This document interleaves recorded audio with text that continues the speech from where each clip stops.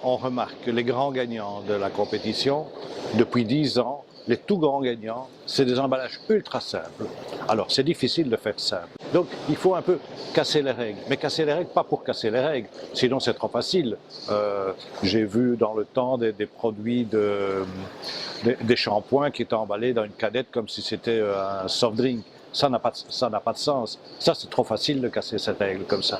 Mais casser les règles, comme vous avez vu, c'est ce papier toilette qui est emballé comme s'il était un fruit, ou cette boîte de Kleenex qui a pris la même idée, qui s'est dit on va pas faire une boîte de Kleenex, une boîte à 6 faces comme ça se fait tout le temps, on va faire une boîte à 5 faces. On a fait un petit triangle, déjà passé de 4 faces à 5 faces pour une boîte.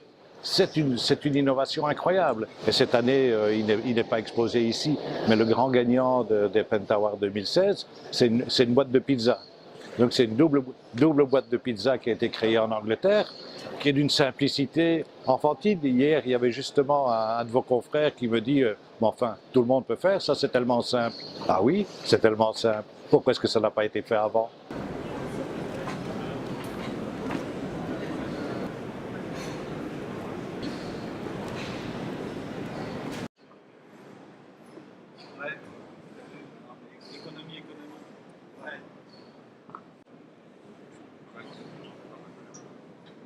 Regardez, ces gants de ménage style Mappa, eh bien, ils ont été emballés comme s'ils étaient une prime offerte dans un magazine.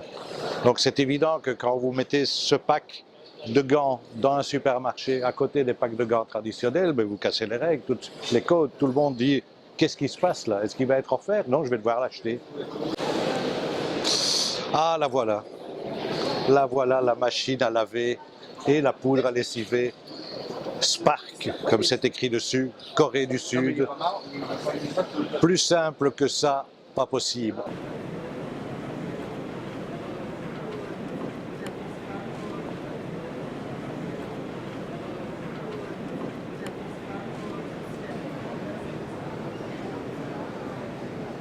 Le pays le plus créatif, tout secteur, c'est l'Angleterre.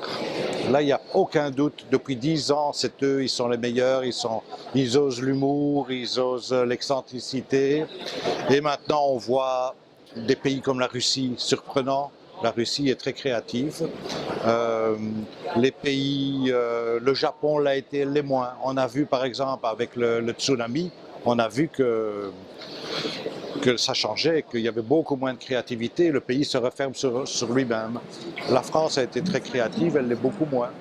Cette année, on a des grands gagnants, des belles créations qui viennent d'Arménie, on a eu le Kazakhstan et à Chypre. Donc parfois, il y a des truffes qui sortent du sol.